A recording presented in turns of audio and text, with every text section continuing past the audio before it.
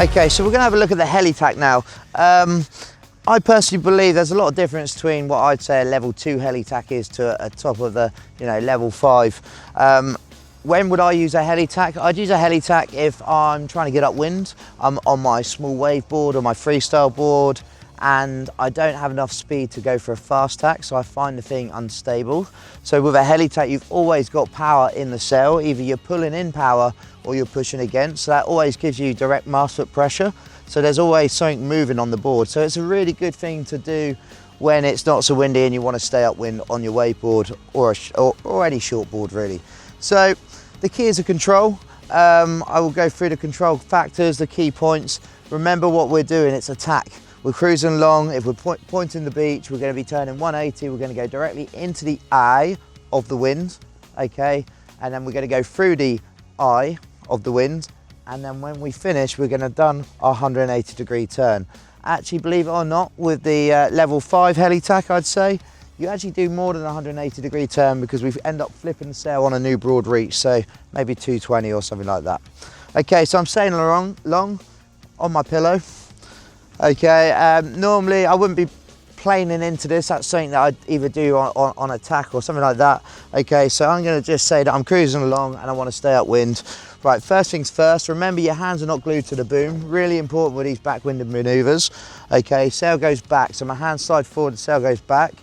The whole idea here is I'm trying to get the nose of the board into the eye of the wind. And now from here, the key is to keep the sail pretty much down the centre line so it's sheeted in. A lot of people with a Heli TACK, they start to push straight away like so. That actually does the opposite to what we're trying to do. It powers up the rig, it ends up turning the sail quite quick. Okay, from here, I actually slice the sail into the eye of the wind so that the sail stays directly down the centre line. Look at that, it's not actually, I'm not pushing out at all, it's just going directly down that centre line. Okay, what I'm trying to do with the sail is I put it forward. Now from here, if I just tap the sail a little bit, I'm backwinded.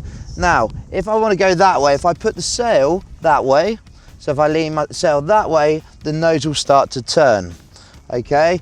So from there, I'm just going to pretend the nose is turning. So I put the sail forward, the nose is turned. Okay, and now I'm in this backwinded position. Now, where people go wrong with the Heli TACK, they put the sail forward and they keep it there. So as the nose starts to turn, they allow the sail to turn with it. Now, the only problem with that, if at the moment I'm into the eye of the wind, the nose has just gone through the eye of the wind, so I'm in that no-go zone. Okay, if I power up the sail by pushing, the sail will flip, well, if I'm lucky, if I stay on. But the reason why I fell off and it had too much power is because actually the board's still pointing into wind, so I've got nothing to lean against when the sail does rotate. So what you've got to be really patient with on the Heli TACK is to make sure once the nose goes through the eye of the wind that it keeps travelling till it's on a new beam reach, if not a new broad reach, and that's when we flip the sail. So how do we do that? Let's get the sail back up. Okay, so as I'm slicing the sail forward, if I lean with my front hand just slightly towards the direction that I want to go, that will bring the mast across the eye of the wind, and what will happen, the sail will backwind and the nose will start to rotate round. As the nose starts to go round, we've just learned if I keep the sail forward, the sail powers up. But what I'm going to do to slow it down, by that front arm, I'm going to actually keep the mast in the same position.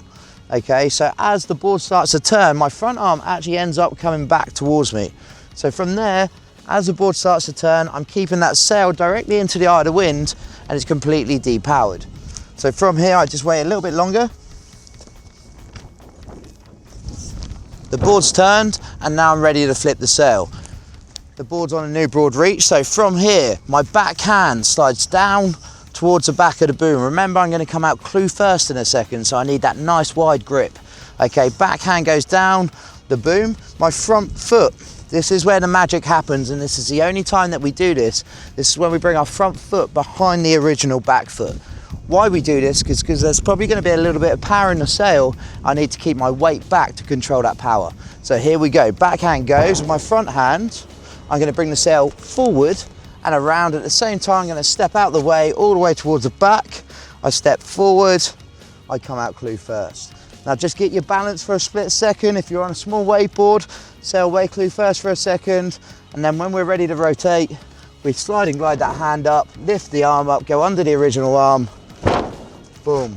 Now that's how you do a controlled heli tack. Okay, so the key points that we just worked out is actually it's more than a 180-degree turn. Remember that when you're learning a heli tack. Slicing that sail forward, not pushing with the backhand at all. Okay, what you end up finding you're doing is the opposite. If you want to slice the sail forward, once the sail gets powered up, it normally has too much power. So what happens is instead of pushing that gives you more power, what you actually want to do is extend that front arm and just pull in slightly with the backhand. There's your control. Remember, your front hand does the steering. As you slice it forward and the nose starts to turn, as the nose turns, keep the sail in the same position. And that's that neutral position where it's head into the wind, so it's completely neutral.